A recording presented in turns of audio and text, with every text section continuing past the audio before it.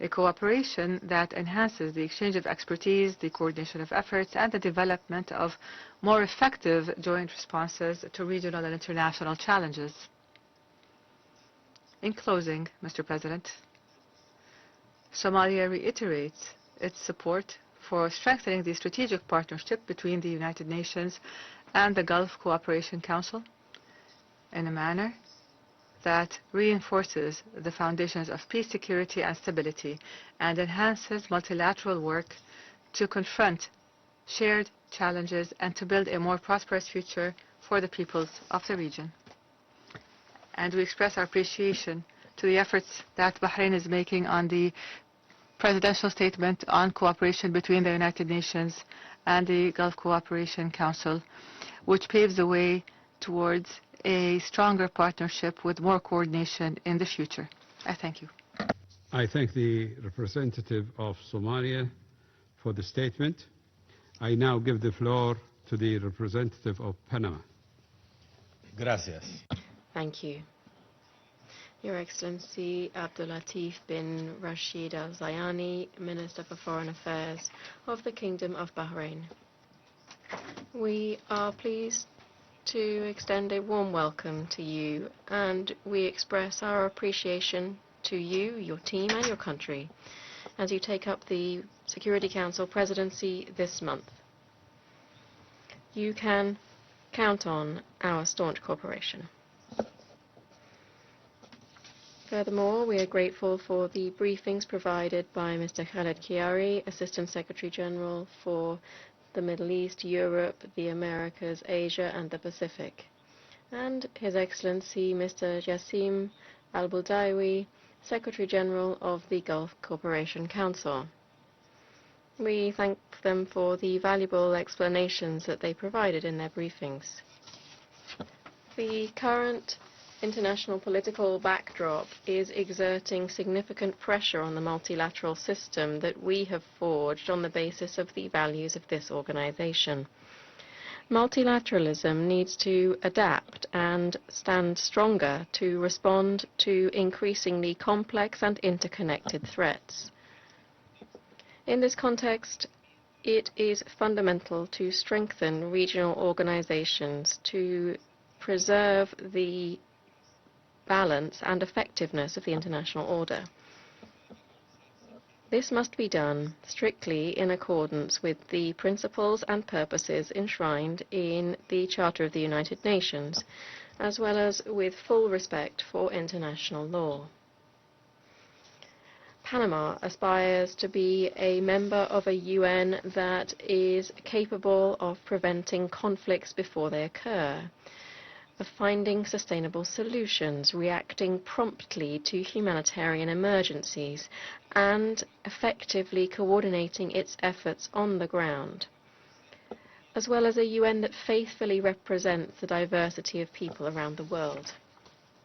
To that end, all member states are responsible for strengthening and never eroding the organization's capacities, respecting its mandates, supporting its mechanisms, and promoting consistent collective action that enhances its effectiveness and legitimacy.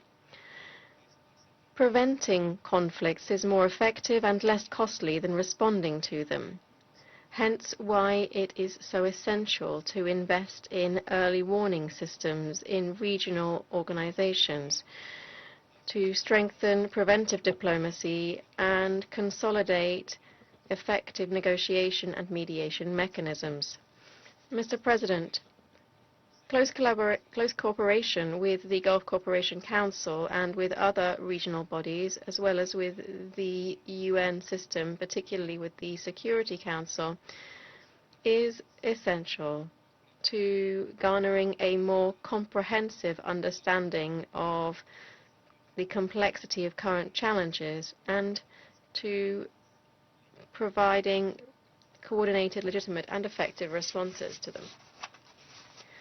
In this context, we value the role of the Gulf Cooperation Council in promoting regional stability, as well as its efforts in preventive diplomacy, mediation, and humanitarian assistance. This commitment is clearly reflected in the broad support of the international community for the text of Resolution 2817, tabled by Bahrain, in its capacity as Security Council member and on behalf of the Gulf Cooperation Council, which was successfully adopted. We extend our solidarity to all of the states of the Gulf that have unjustly suffered the consequences of a conflict that they did not start, and to which they have repeatedly stated they're not a party. We reiterate our deep concern regarding the situation in the Strait of Hormuz, given its implications for international maritime security and the protection of the global economy. We call on all of the parties involved in the conflict to preserve the security of international maritime routes and to avoid measures that endanger civilian vessels and seafarers. Panama underscores the need to guarantee safe passage along critical routes in strict accordance with international law, including the United Nations Convention on the Law of the Sea. Any action that impedes maritime transport and affects supply chains represents a threat to international peace and security, with impacts that fall most heavily on the most vulnerable populations around the entire world. Mr. President, it is vital to step up our collective efforts to favor diplomacy over confrontation, development over conflict, and human dignity over any other consideration.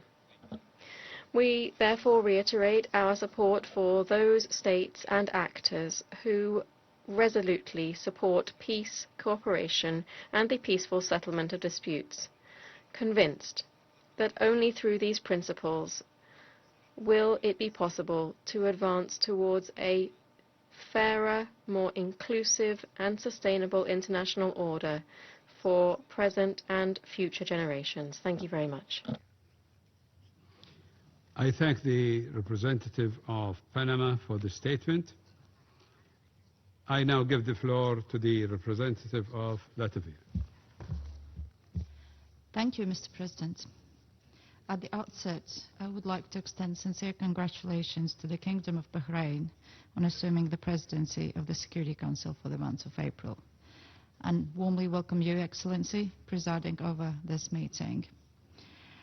We wish the Kingdom of Bahrain all success, and we look forward to collaborating closely on the Council agenda.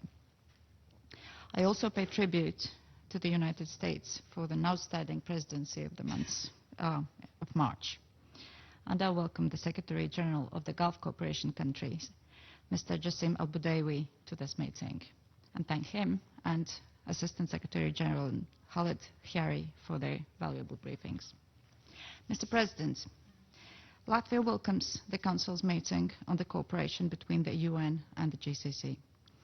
The enhanced relationship between the two organizations, anchored in the UN General Assembly Resolution 79295, contributes to the Security Council's core goal of maintaining international peace and security. Across the Middle East and well beyond, the GCC and its member states are contributing substantially to the international stabilization and mediation efforts, countering terrorism and combating the spread of extremism, strengthening maritime security, and providing global humanitarian relief and development cooperation.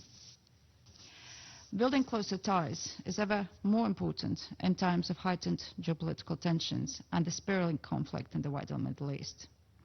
Iran's unprovoked attacks undermine the security, stability, and well-being of the GCC and countries beyond. In this context, we express our strong support for the principles of the territorial integrity, sovereignty, and political independence.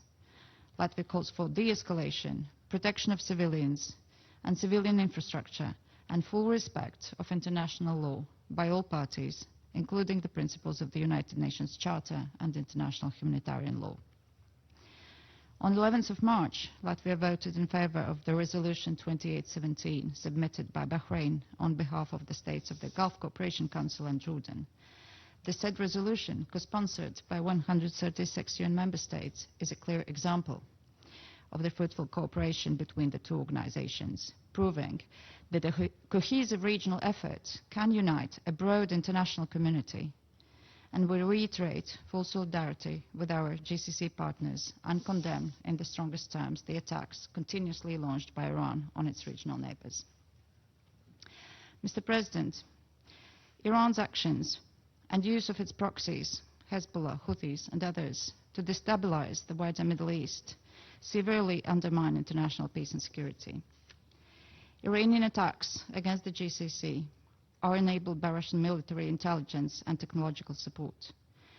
Just as Iranian weapons and technology have been used by Russia to kill innocent Ukrainian civilians, Iran now is supported by Russia in conducting widespread systematic attacks against civilian and energy infrastructure in the Gulf states.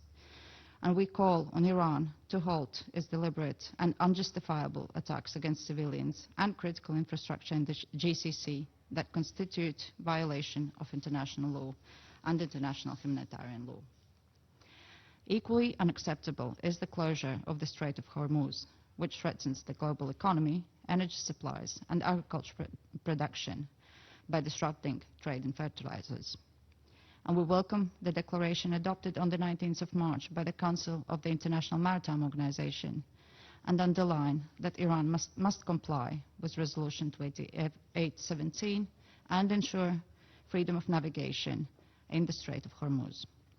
We note the Secretary General's efforts to mitigate the negative effects of the global trade and humanitarian needs caused by the disruption of shipping in the Strait of Hormuz. In conclusion, Mr. President, we remain confident that despite the turbulent times, the UN and the GCC partnership will continue to evolve and contribute to advancing peace, stability and sustainable progress in the Middle East and beyond. Shukran, Sayyid Rais. I thank the representative of Latvia for the statement. I now give the floor to the representative of China. Here. Thank you, President. I congratulate Bahrain on assuming the presidency of the Security Council for this month, commend Bahrain for the initiative to convene this meeting, and welcome His Excellency Foreign Minister Al-Zayani for presiding over the meeting. I thank ASG Chiari and Secretary General Al-Bodavi for their briefings. The Gulf Cooperation Council is one of the most dynamic regional organizations in the Middle East. In recent years, it has accelerated economic diversification and integration, steadily strengthened strategic autonomy and solidarity, and actively contributed to regional peace and stability. Its international standing and influence continue to rise. Last June, the 79th session of the General Assembly adopted by consensus the resolution on cooperation between the UN and GCC, setting up a framework for such cooperation, which China welcomes. At present, the global landscape is undergoing profound changes, and the Middle East remains in a state of turmoil. China supports the GCC in playing a greater role in international affairs, and supports the United Nations and the GCC in accordance with Chapter 8 of the UN Charter in strengthening dialogue and cooperation and deepening partnership so as to jointly promote regional peace and development. I will make 3 points.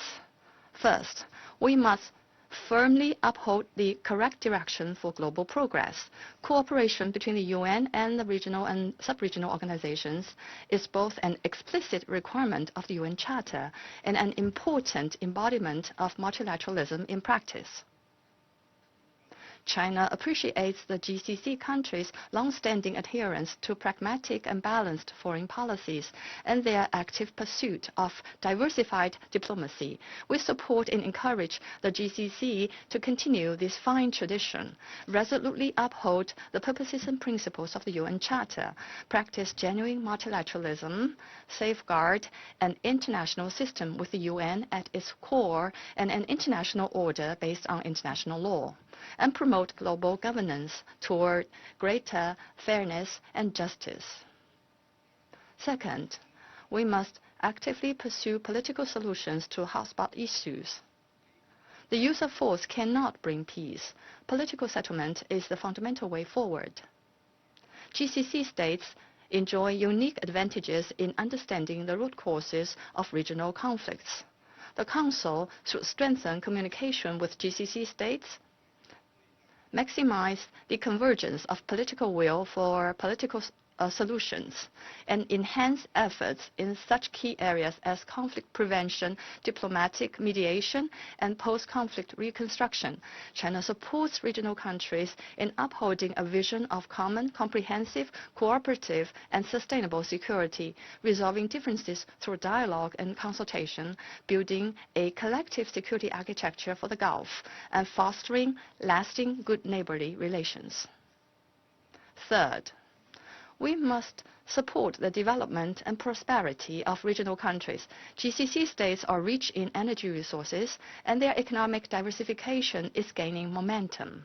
The international community should fully respect the historical and cultural traditions of GCC states, support them in strengthening strategic autonomy, and enhancing unity and cooperation, and encourage them to explore development paths suited to their national conditions and oppose any interference in their internal affairs by any country. Support should also be given to the GCC's sustainable development endeavors, deepening mutually beneficial cooperation in climate change response, combating desertification, economic integration, connectivity, thereby contributing to the common development of the Global South. President, the escalating hostilities in the Middle East are not only undermining regional peace and stability, but also directly affecting international energy, finance, trade, and shipping, harming the common interests of all countries. The origin of this war lies in the use of force by the US and Israel against Iran, which clearly violates the purposes and principles of the UN Charter and the basic norms governing international relations. The fundamental way to prevent further escalation lies in the cessation of military actions by the US and Israel. At the same time, the sovereignty, security, and territorial integrity of GCC states must be fully respected. China does not go along with Iran's attacks against GCC states and condemns all indiscriminate attacks against civilians and non-military targets. The security of shipping lanes must not be disrupted. Recently, China and Pakistan issued a 5-point initiative on restoring peace and stability in the Gulf and the Middle East region, calling for immediate cessation of hostilities, start of peace talks as soon as possible, security of non-military targets, security of shipping lanes, and the primacy of the UN Charter. The China-Pakistan 5-point initiative is open, and we welcome response and participation of all countries and international organizations so as to help the international community build broader consensus and stronger synergy and contribute to de-escalation and the restoration of peace and stability in the Gulf and the Middle East at an early date. The Council bears the primary responsibility for the maintenance of international peace and security, and should uphold an objective, impartial, and fair position.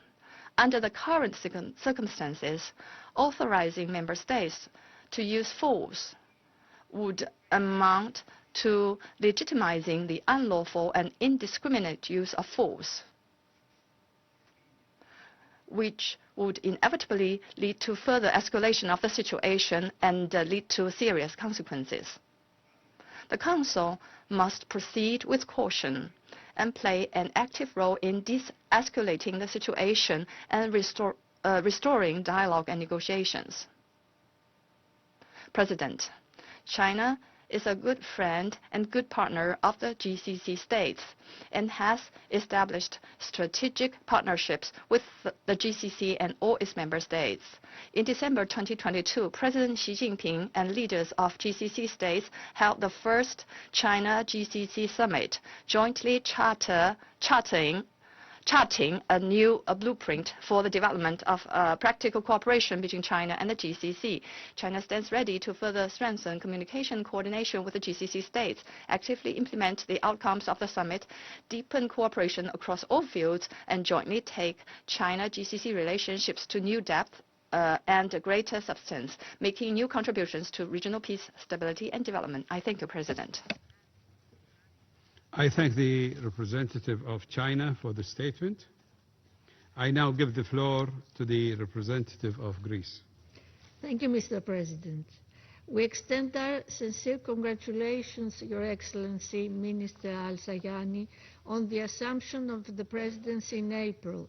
We wish the Kingdom of Bahrain every success and reaffirm our full cooperation. On this occasion, I would like to thank and congratulate the U.S. for a very successful presidency in the month of March. Let me also thank SG Chiari and warmly welcome the Secretary General of the Gulf Cooperation Council, His Excellency Hassan Mohammed Al-Badawi. Today's meeting is both timely and necessary, for we gather at a moment when the Middle East stands at a crossroads once again. From the very beginning, Greece has unequivocally condemned the Iranian attacks against members of the GCC, Jordan, and elsewhere. We stand in full solidarity with our partners in the region. We were also among the first member states to co-sponsor Resolution 2817 alongside an unprecedented number of countries. Such actions violate the principles of sovereignty and territorial integrity. They shake the architecture of regional stability. At the same time, attacks against civilians and civilian infrastructure violate international humanitarian law.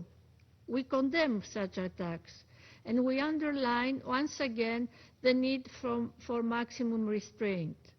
We call for immediate de-escalation from all sides that will create the conditions for a return to dialogue and ultimately negotiations. We also underscore the critical importance of maritime security and freedom of navigation. Strategic international waterways, including the Strait of Hormuz, are lifelines for the global trade and energy supply. Any disruption constitutes a serious threat to international peace and security. Compliance with the UN Charter and international law, including the international law of the sea, as reflected in the UNCLOS, must remain a top shared priority in this regard. Attention must be given to diplomacy and international efforts to de-escalate and diffuse tensions in the Strait of Hormuz and the wider conflict.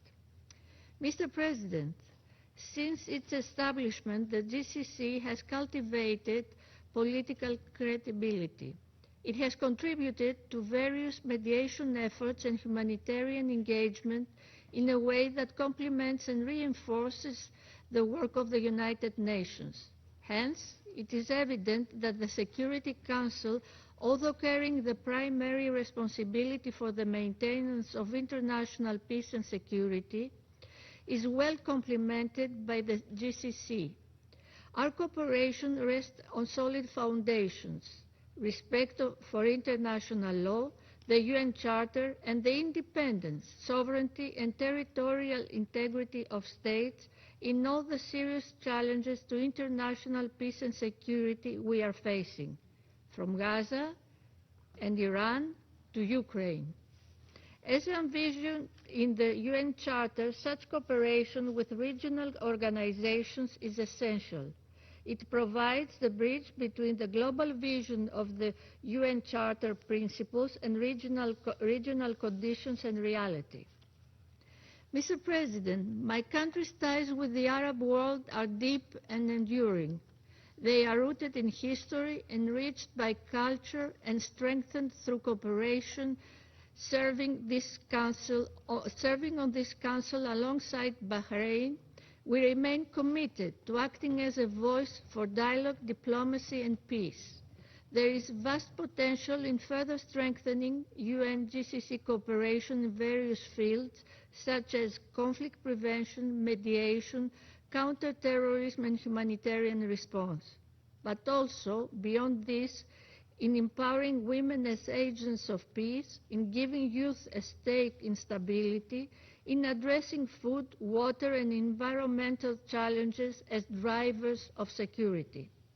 The partnership between the UN and the GCC is a promise that multilateralism can deliver and that peace, however distant it may seem, remains within reach. Greece has long stood as a committed advocate of multilateralism and international law. We believe that peace, like trust, is built jointly, and we aim to strengthen UN-GCC cooperation further to this end.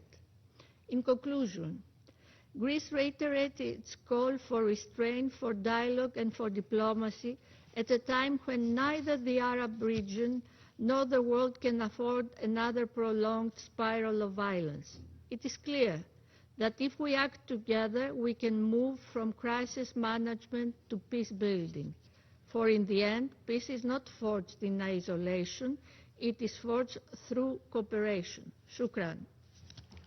I thank the representative of Greece for the statement. I now give the floor to the representative of Denmark. President, allow me to start by congratulating you and the Kingdom of Bahrain on taking up the presidency for the Council for April. And I would also like to thank the United States for a very successful presidency during March.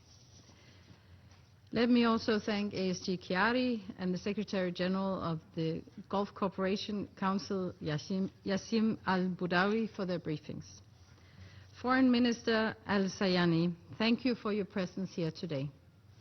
Through you, let me also commend the members of the GCC for their active contribution to the maintenance of international peace and security.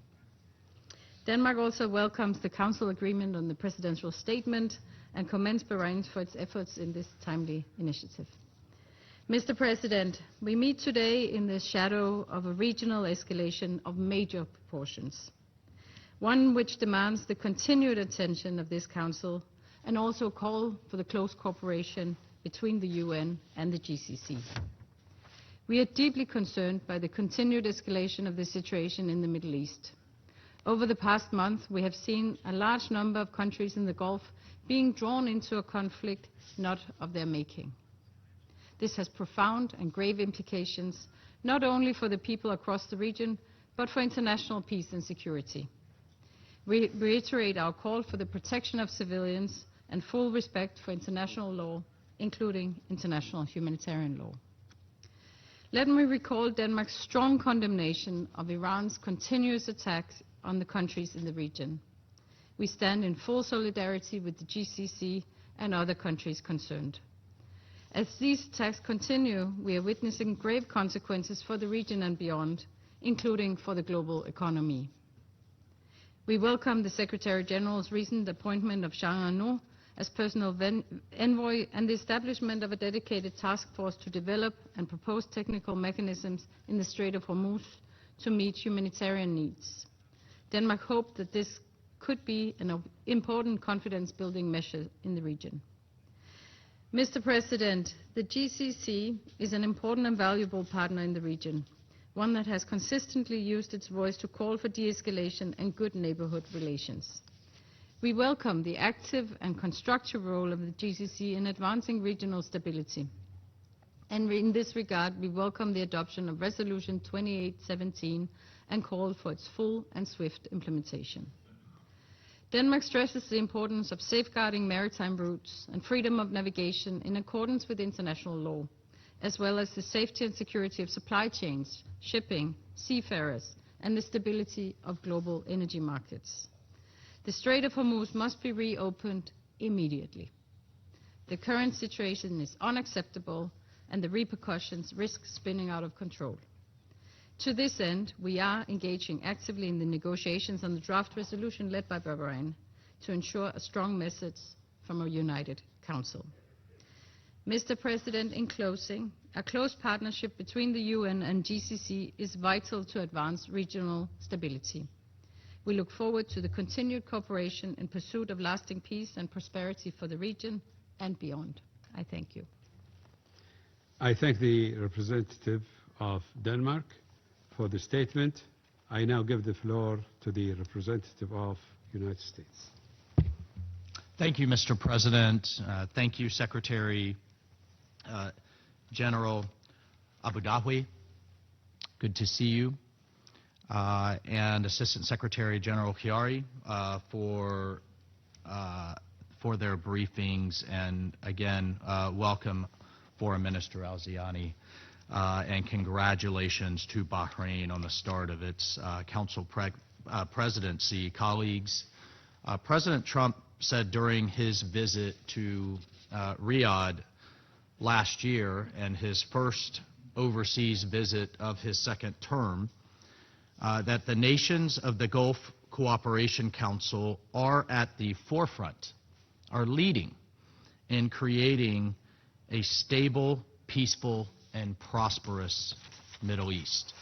On a personal note, when I served as a soldier, I fought alongside soldiers from your countries. We came under fire together. We fought together, and we defeated extremism together. But there was one thing that my GCC colleagues could do better than me or any of my other colleagues with us, and that was to make people believe in a better future. I'll never forget a captain from the United Arab Emirates who would talk to and often convince Afghans to reject the extremism of ISIS and Al-Qaeda. He held out the promise of prosperity, of education, of religious tolerance. He would point to these great cities that I've now had the honor to visit in my life, of Riyadh, of Doha, Dubai, Manama, Kuwait City. Each of them welcome shores for tourism, for business, and for education. And he pointed, importantly, to these Afghans stuck in a cycle of violence and poverty to a better life for their next generation with a religious and a cultural authority that no Westerner could do. And so for 45 years, the GCC has helped anchor regional stability in one of the most strategically consequential parts of the world, where the arteries of commerce and energy and national security run right through their backyards. And its members have never closed their ports or waterways or commerce lanes to our ships. To the contrary, since its founding in 1981, GCC members have worked to preserve order through decades of conflict, extremism, and external aggression because they have sown the seeds of stability. The Gulf has become one of the great engines of global economic growth, trade, investment, and innovation. And so as we work now to negotiate and implement President Trump's comprehensive peace plan to finally, hopefully, prayerfully, end the Gaza conflict and adopt Resolution 2803 that authorized the Board of Peace and the International Stabilization Force and the National Committee for the Administration of Gaza, our GCC colleagues were there. They were there to build support and to contribute to its successful launch, and have now engaged and are contributing their time and their treasure to the Board of Peace and to actually implement the steps necessary to resolve that conflict. And so, additionally, when President Trump made history with his announcement of U.S. sanctions relief for the Syrian people with the new government in Syria, we worked with this council to provide sanctions relief, but yet again, it was the GCC who worked with us to reintegrate Syria into the region and to supercharge its economic recovery. And now, as we speak, even as Iran has continued its indiscriminate attacks against their cities, their neighborhoods, their hotels, their resorts, international airports, civilian infrastructure, we've seen our Gulf partners rise to the occasion. And I want to personally thank them and thank them on behalf of the United States. They're rising to the occasion in the region, and they're rising to the occasion here at the Security Council. We too long for the coming days where we once again hear the sounds in your streets that ring out with race cars from Formula One, not F-15s and certainly not Shahed drones. We are grateful for Bahrain's achievement in pushing forward the historic Resolution 2817 with the most co-sponsors of any Security Council resolution in UN history, and for its continued efforts to hold the Iranian regime to account. Colleagues, we've heard a lot of comments today about securing shipping lanes, about condemning Iran's attacks, about stopping its atrocious attacks on civilian shipping and other forms of infrastructure, that I would call on you to further those statements and those speeches with real help to Bahrain and the GCC countries in doing something about it. No country, certainly not a genocidal Iranian regime that massacres its own people and has spent decades sowing instability and violence around the world, no country should be able to hold the world's economies hostage to try to gain leverage in a dispute. So, colleagues, the bottom line is this. I believe, we believe, the United States believes that GCC can teach this body much about what it means to get back to basics. And the bottom line is that we, our allies and partners in the Gulf Cooperation Council, can count on the United States to march alongside you for a better future, both here at this council and in the region. Thank you. Thank you, Mr. President. I thank the representative of the United States for the statement. The Council has before it the text of a statement by the President on behalf of the Council on the subject of today's meeting. I thank the Council members for their valuable contribution. Mesdames et messieurs, c'était une réunion conjointe des Nations Unies et le Conseil de coopération du Golfe, présidé par le ministre bahreïni des Affaires étrangères, Abdul Latif Ben Rashid El-Zayani, et en présence du secrétaire général adjoint pour le Moyen-Orient, l'Asie et le Pacifique, Mohamed Khaled Khairi, et du secrétaire général du Conseil de coopération du Golfe, Jassim Mohamed El-Badawi. Les discussions ont porté sur la prévention des conflits, la médiation, la réponse humanitaire et le maintien de la paix dans la région. Au cours de la réunion, les Nations Unies ont appelé toutes les parties à mettre fin à la guerre au Moyen-Orient, affirmant que l'Iran a violé la souveraineté internationale des pays du Golfe et de la Jordanie.